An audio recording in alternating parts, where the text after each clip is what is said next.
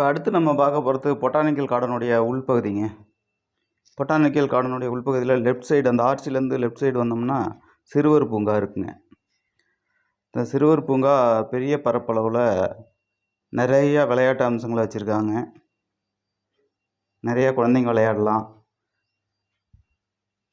தாராளமான இடம் வசதியோட குழந்தைங்க பூங்கா நல்லா சூப்பராக அமைச்சிருக்காங்க.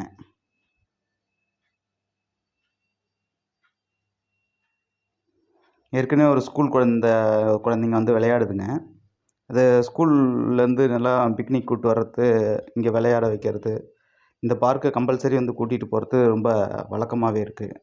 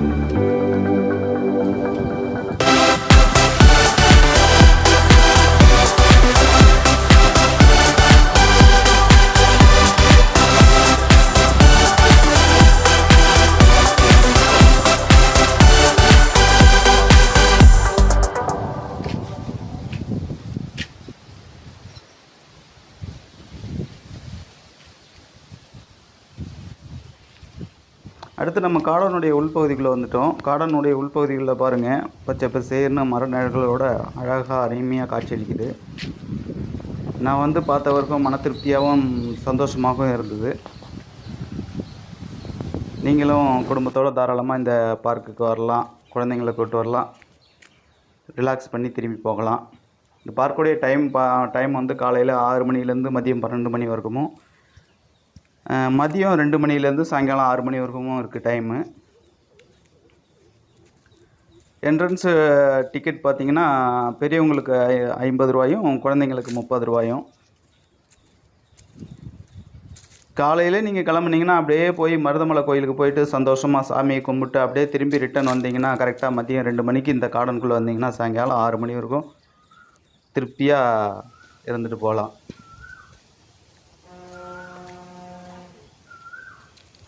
நாம் அப்படி தான் வந்திருக்கோம். அடுத்து பார்த்திங்கன்னா இந்த ரோட்லேயே வடவள்ளி வந்துடுங்க. அடுத்து வடவள்ளியில் பார்த்தோம்னா வலதுபுறம் ஆனந்தாஸ் ஹோட்டல் இருக்குது, பிரம்மாண்டமான அமைப்பில். உள்ளே போனால் திருப்தியாக சாப்பிட்டுக்கலாம்.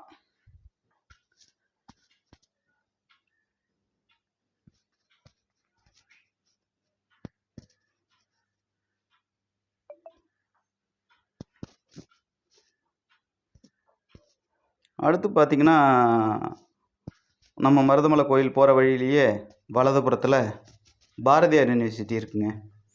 இந்த பாரதியார் யூனிவர்சிட்டி நம்ம ஏற்கனவே படத்தில் பார்த்துருப்போம். அருள் படத்தில் ஜோதிகா கேட்லேருந்து உள்ளே போகிற மாதிரி ஒரு பாட்டு சீன் இருக்கும். அந்த பாரதியார் யூனிவர்சிட்டியோடைய என்ட்ரன்ஸ் கேட் தான் இப்போ நம்ம பார்க்குறது.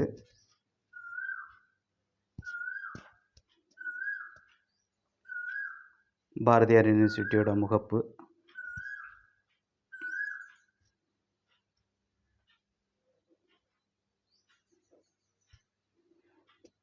அடுத்து அதே ரோட்டில் அடுத்து பார்த்திங்கன்னா அந்த ரோட்டோடைய டெட் எண்டில் வலதுபுறத்தில் அரசு சட்டக்கல்லூரி இருக்குங்க.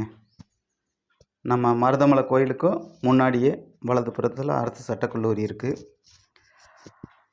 அதையும் கிராஸ் பண்ணி அப்படியே நேராக போனோம்னா நம்ம மருதமலை கோயிலோட அடிவாரத்துக்கு வந்துட்டோம். மருதமலை கோயிலோட அடிவாரத்தில் வந்துட்டோம். கோயிலுடைய என்ட்ரன்ஸ் கேட்டுக்கு போனோம்னா காருக்கு, டூ வீலருக்கு ரெண்டுக்குமே டோக்கனு மேலே போகிறதுக்கு.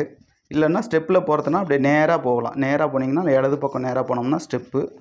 நடந்து போகிறவங்க அப்படியே ஜாலியாக நடந்து போகணுன்னாலும் நடந்து போகலாம். அப்புறம் டோக்கன் வாங்கிட்டு அப்படியே நம்ம மேலே வந்துட்டோங்க.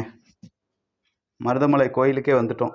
மேலே மருதமலை ஆண்டவனின் தரிசனத்துக்கு வந்துட்டோம்.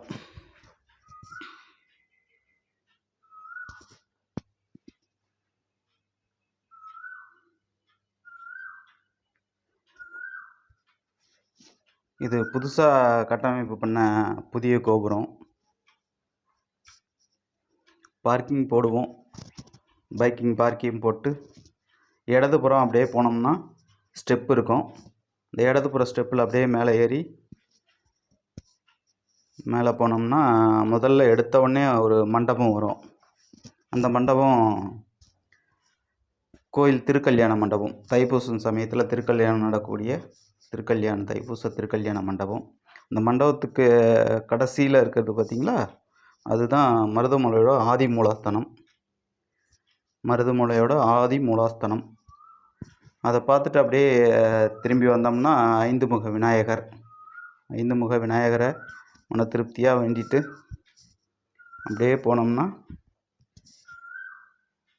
கோயிலோட பின்பகுதியில் பாம்பாட்டி சித்தர் குகை கோயில் இருக்குது. இப்போ பாம்பாட்டி சித்தர் குகை கோயிலுக்குள்ளே போகும். ஸ்டெப்பு தான் அதிகம். படிக்கட்டுடைய ஸ்டெப்பு கீழே ரொம்ப கீழே இறங்கணும். திரும்ப இறங்கி திரும்ப மேலே ஏறணும் நம்ம கோயிலுக்கு. வலதுபுறத்தில் பார்த்திங்கன்னா சப்தக்கன்னி கோயில் இருக்குது. சப்தக்கன்னிமார்கள் கோயில் இருக்குது. வலதுபுறத்தில் சப்தக்கன்னிமார்கள் கோயில் சாமியை கும்பிட்டு அதுக்கப்புறம் அப்படியே பாம்பாட்டி சித்தர் கோயிலுக்கு போகலாம்.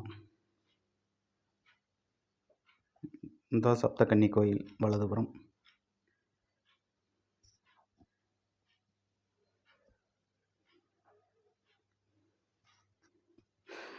சாமியை கும்பிட்டோங்க. சாமி கும்பிட்டு விபூதி வாங்கிட்டோம். அடுத்து பார்த்தோம்னா பாம்பாட்டி சித்தர் கோயிலுங்க. பாம்பாட்டி சித்தர் குகை கோயில். இங்கேயும் உள்ள நம்ம வீடியோ எடுக்க அனுமதி கொடுக்க மாட்டாங்க.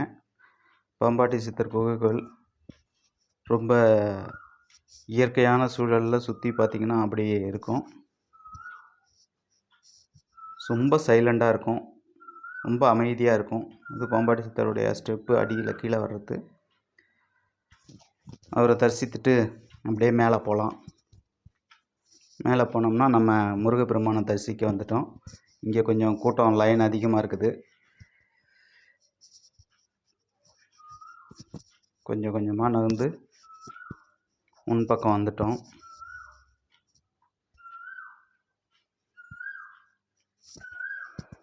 அவ்வளோதான், முருகப்பெருமானை சந்திக்க போகிறோம்.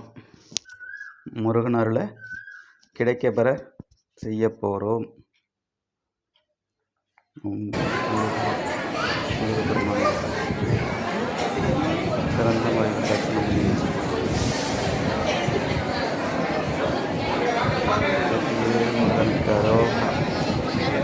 முருகப்பெருமானை சந்திச்சுட்டு சந்தோஷமாக தெரிவித்தோங்க. இது ஒரு நாள் இனிய பயணமாக இருந்தது. உங்களுக்கும் இது இனிய பயணமாக இருக்கும். நீங்களும் வந்து பாருங்கள். நன்றி.